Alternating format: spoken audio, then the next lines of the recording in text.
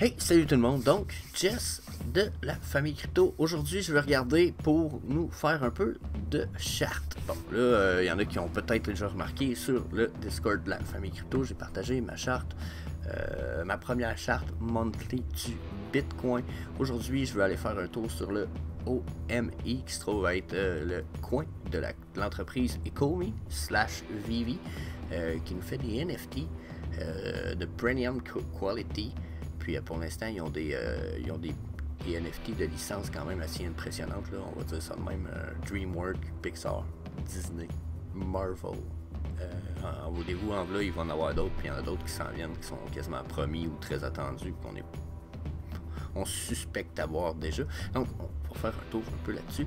Surtout que dernièrement, on a eu une belle montée de prix. On va regarder où ce que je pense que c'est fort probable qu'on s'en aille, puis où est-ce que ça pourrait aller, malgré le fait que si je me trompe dans ma prédiction. Donc, rapidement, on va switch.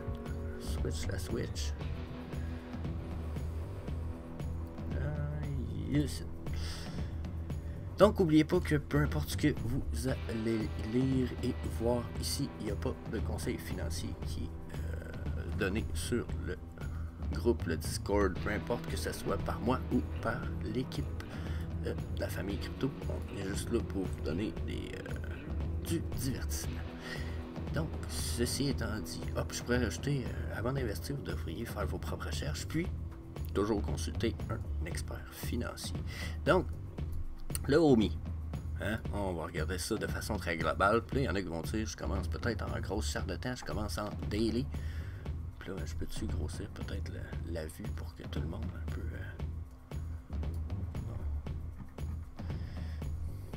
Donc, si on retourne de loin, ce qui veut dire 24 mars 2021, on va retourner loin plus loin, peut-être un peu plus loin, pas tant.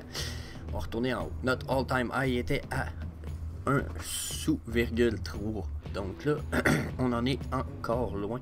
On s'entend, la gang, qu'on a rapproché le 0,78, ce qui donne beaucoup d'espoir parce qu'on se rapproche des all-time high qu'on a atteint dernièrement, qui était 0,83. Voyez-vous ici.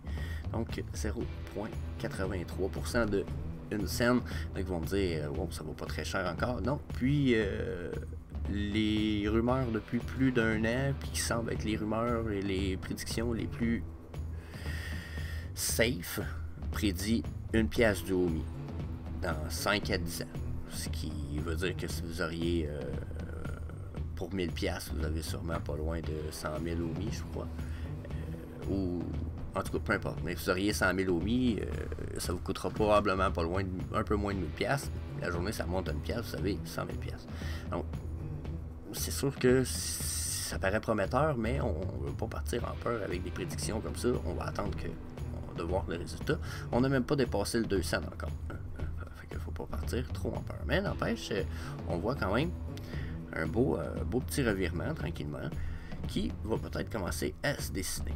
Okay? Puis là, en plus, on a des méchantes bonnes nouvelles. 2021 a été une année de fou, on va dire, pour l'entreprise Ecomi. Donc, je pense que c'est intéressant d'aller évaluer ça ensemble. Donc, si je regarde des choses quand même assez précises, là, j'irais déjà avec, regardez ici, là, dernièrement, depuis le mois de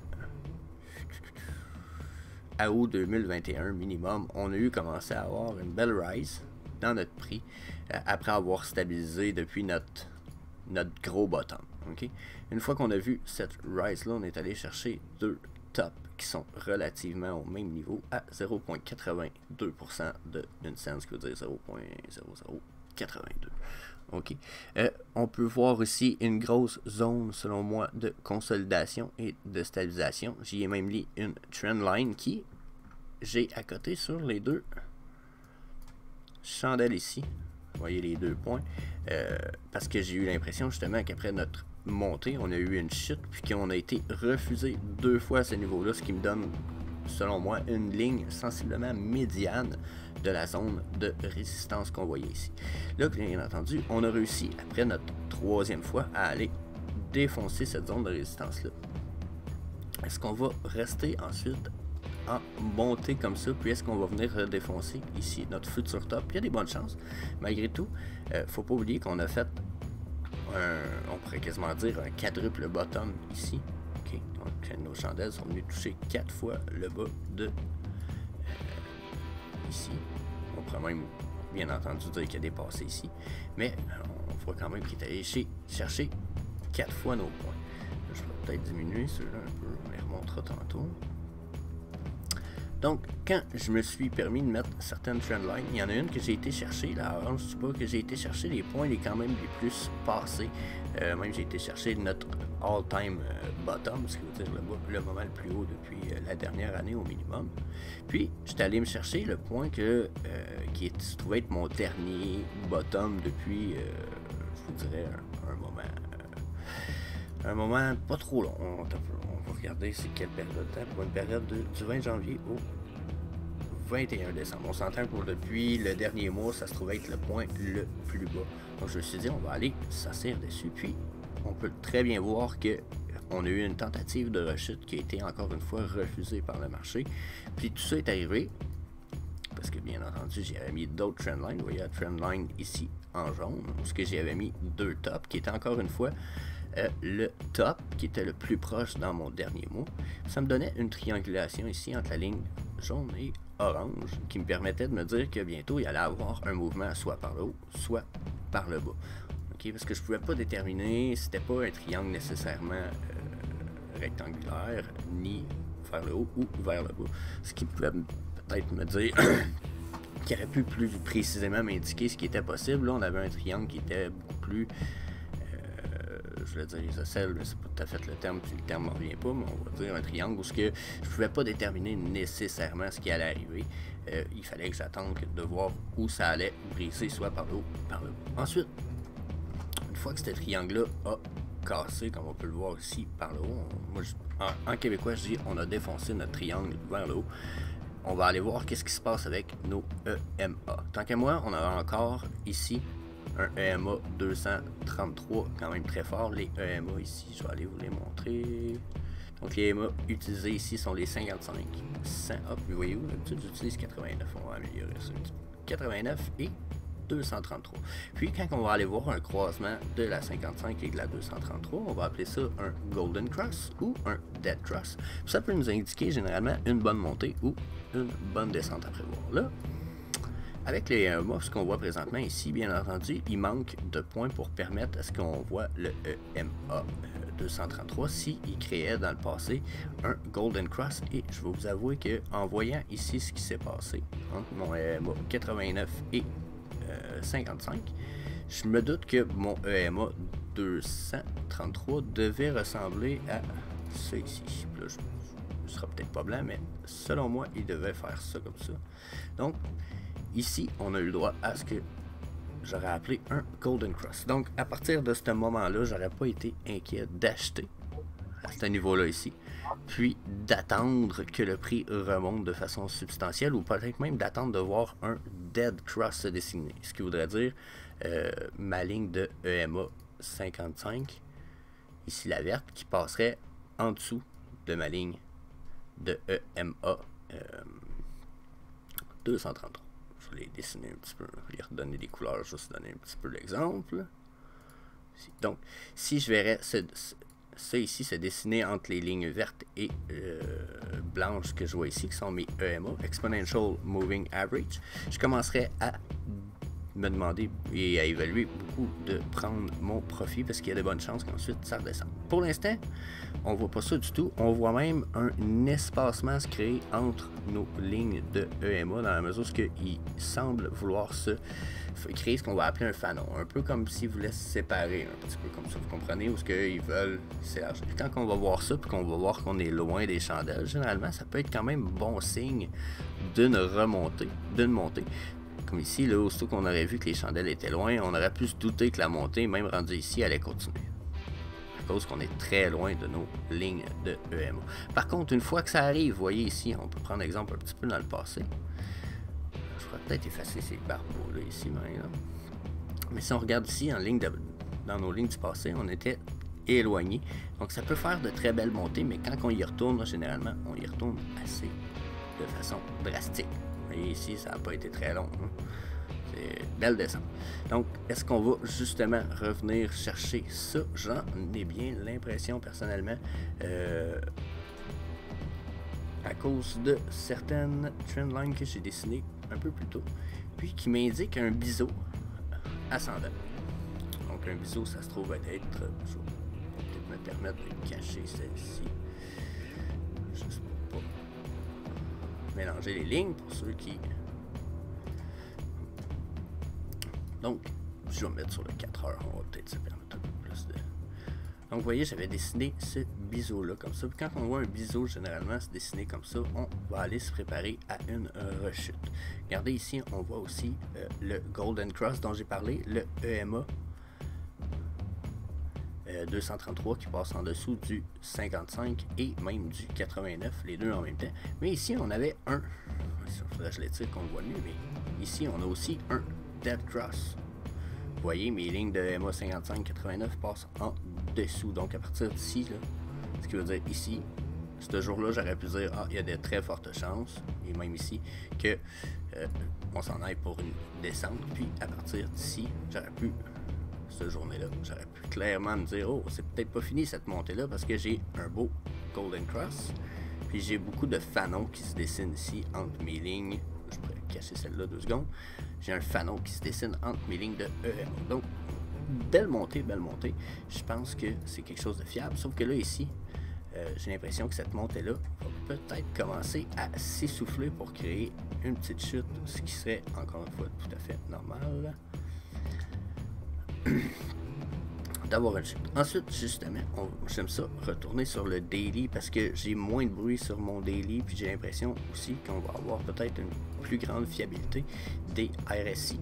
Puis du MTF ici que vous n'avez pas, qui est un indicateur très spécial, il faut payer pour avoir cet indicateur-là, mais si un jour certaines personnes font des chartes, je vais pouvoir vous offrir l'opportunité de l'acheter, et de vous l'expliquer, mais avant d'avoir compris les bases des chartes, c'est pas suggéré.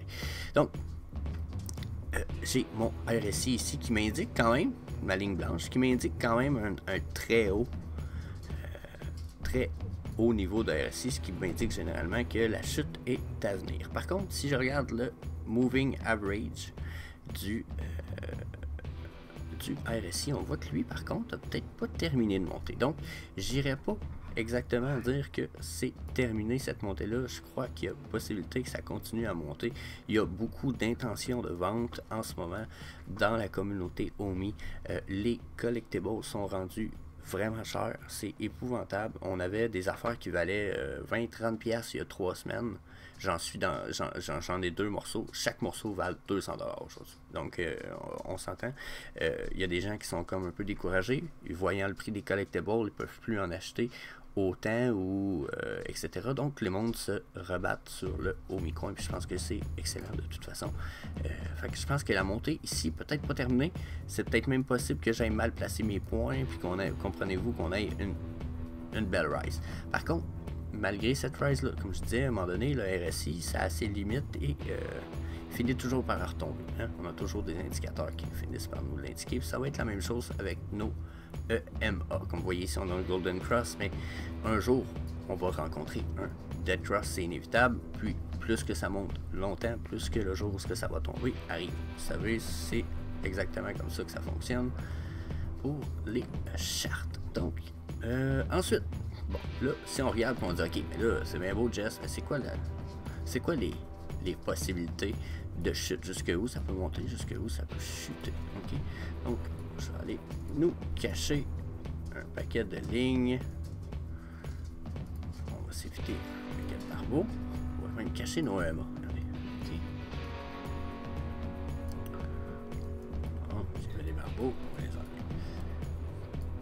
Donc, si on y va vraiment là, en gros, puis qu'on va utiliser en plus les rayons de Fibonacci. Fibonacci, pas les rayons, là, on va utiliser le Fibonacci Trendline déjà. Puis on va le replacer. Il est barré, on le replace. Donc ça, ici, ça se trouve à ce que j'appelle ma ligne de tendance ou mon channel de Fibonacci. Puis en plus, je pense que c'est exactement le nom de l'indicateur Fibonacci Channel. Ce qui permet de déterminer le Fibonacci Channel quand vous l'installez comme il faut, comme lui est un peu mal installé. Il vous permet de voir à quel niveau, généralement, on va avoir des rebondissements puis des résistances selon les niveaux de Fibonacci, comme vous pouvez les voir ici. Les Fibonacci étant 0.2336, 3882, 0.5, 0.618, puis etc. Donc, puis si vous regardez, on va aller voir souvent, regardez, on va s'approcher, mais regardez ici, on a une belle résistance, niveau 0.618, et bien ça a rechuté juste après, ça a refusé. On va aller dire refus aussi du niveau 0.382 ici. On peut dire qu'il y a eu sur cette chandelle-là presque une résistance de ce niveau-là. Ici, il y a eu de la bataille sur ce niveau-là, du support sur ce niveau-là, du support sur ce niveau-là. Donc vous voyez que ce sont des niveaux qui vont être importants. Bien entendu, là, lui, c'est moi qui l'ai installé égal à ce niveau-là. Donc dites-vous pas, wow, même le top, il tombe dessus. Non, pour installer un Fibonacci Channel, il faut installer 3 points. Le troisième, il faut l'installer au plus haut entre les 2 points de base qui sont 2 bottom. Donc, c'est normal qu'on arrive là. Mais on voit quand même beaucoup de corrélations sur, regardez ici, il y a beaucoup de résistance puis de bataille dans ces niveaux-là. Puis on voit que c'est aussi des niveaux qui sont en corrélation avec ça ici. Ce niveau-là, en ligne horizontale, fait aussi avec les résistances de ces canaux-là de notre Fibonacci Channel. C'est quelque chose qui est quand même très important. Puis regardez ici, encore une fois, on a eu un petit peu de consolidation. On remonte. Puis là, on est probablement en train de faire un refus, un peu comme on fait un peu ici. On a fait un peu ici partout. C'est ce que je prévois qui va arriver personnellement. J'en suis pas mal certain. Mais je peux pas vous dire que j'ai raison. Absolument. Donc, ensuite, si je me mets justement celui-là, c'est, j'oublie souvent le nom, un Fib Retracement. Donc, si je viens mettre un Fib Retracement super simple ici, il me dirait que la Golden Pocket. Là, vous allez voir que mon Fib a des chiffres un petit peu différents. Ici, on a 0.55 et le 6.18. C'est ce qu'on va appeler l'entre-deux. C'est ce qu'on va appeler généralement la Golden Pocket. Donc, quand on va calculer un Fib comme ça, les chances que ça chute dans cette zone-là sont bonnes. Les raisons sont larges et je ne partirai pas en explication trop large, mais ça fait partie des zones que je vais aller évaluer. Puis, je vais évaluer aussi selon d'autres critères avec le temps. Puis, pour me permettre d'évaluer ça, généralement, je vais venir me mettre une belle petite zone rectangulaire comme ça. Oh, là, j'ai l'élément qui est pris, je vais l'enlever. Pour me permettre de voir qu'est-ce qu'il pourrait avoir sur le même niveau. OK. Je joue un petit peu. On va faire celui-là. Regardez, ce niveau-là, là, ça serait une belle place où j'aurais probablement de très belles résistances dans le passé, puis qui serait normal de venir rebondir. Donc, quand je vois ça, je me dis, bon, ok, ça commence bien. Ensuite, si je regarde par rapport à mon Fib Channel, qui est sur le penchant, comme ça ici, je vois aussi quand même une résistance à ce niveau-là. La ligne rouge ici, c'est un entre-deux de niveau, que le 0.55 pourrait être mon gros bottom. Mais je pourrais me tromper. Donc, ensuite, une fois que j'ai évalué ça, généralement, ce que je fais, c'est que je viens cacher mon Fib que j'ai mis en premier. Puis, cette fois, je viens mettre un Fib. Celui-là, c'est un Fib Trend Base Fib Extension. Il se fie sur la tendance, puis il a besoin de 3 points. Donc, je vais lui mettre un point haut plus bas depuis... après son point le plus bas, après le premier point. Puis, je vais venir mettre le troisième au niveau égal du top qu'on a atteint pour le moment. Adviendrait qu'on aurait une chute présentement. OK. Puis, encore une fois, là, je peux aller voir quelle est ma pocket zone qui se trouve à être ici, cette fois, qui est plus bas que la première. Est-ce que ça veut dire qu'il y a des chances qu'on se rende là? Généralement, bien entendu, les chances sont moins grandes, mais il y a quand même des probabilités que ça arrive. Si vous voulez mon avis. Donc, ça fait toujours partie des... je cherche mes couleurs, là, ça sera pas bien long. On va le mettre en bleu.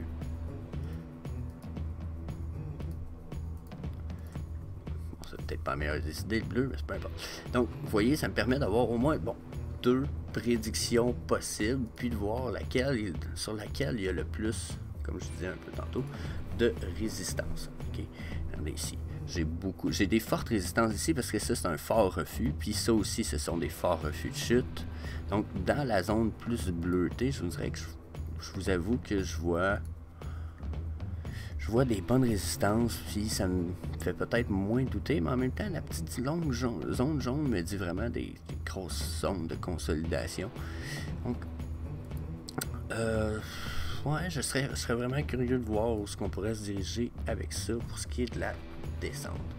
Ensuite, si je veux calculer une montée,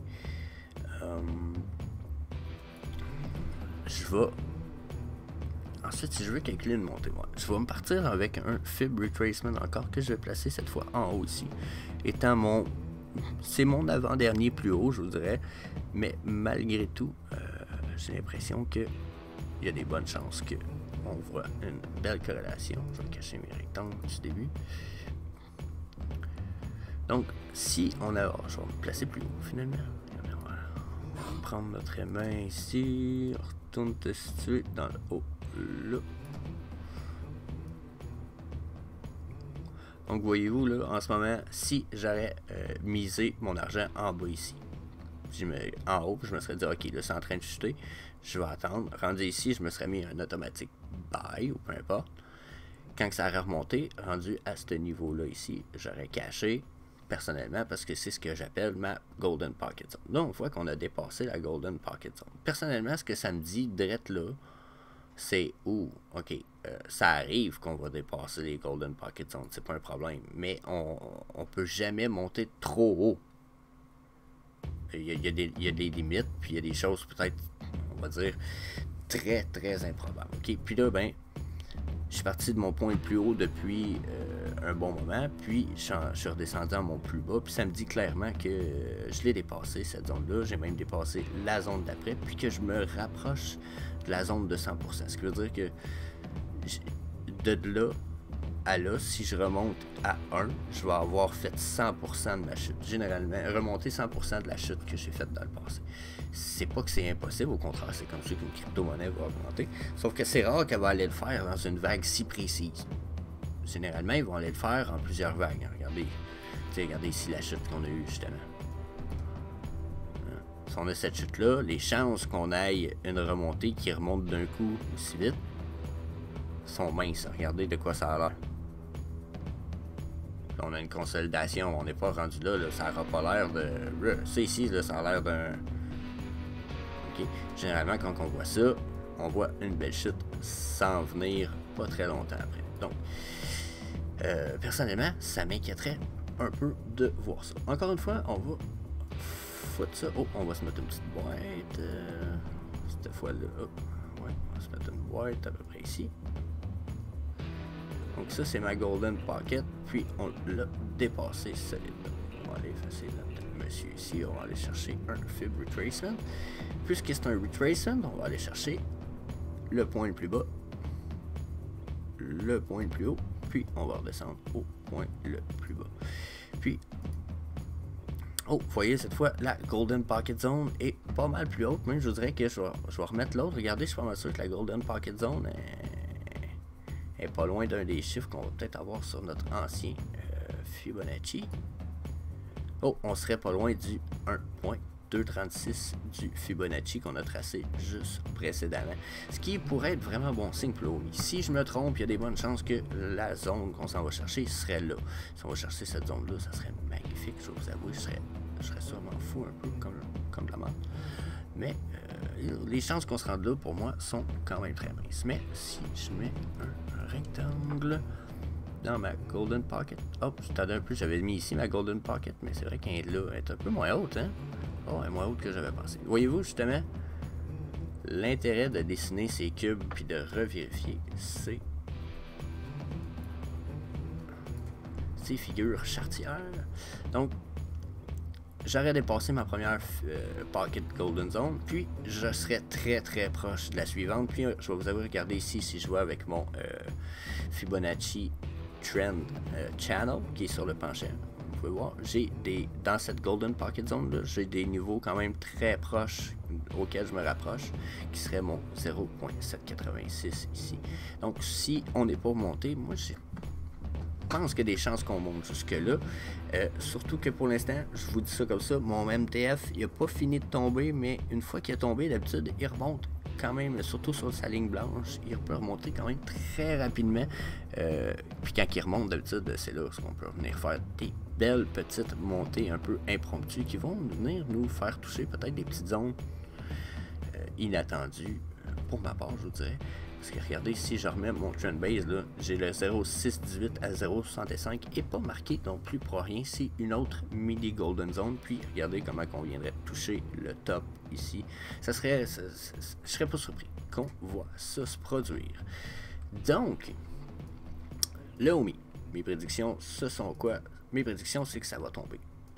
Mes prédictions sont vraiment claires là-dessus. Vous voulez mon avis? Moi, je crois que on va se rendre jusqu'à ici, ce qui veut dire environ 0.57, non, 0.67 probable. Je suis même pas mal certain que le 0.67 qui est juste ici.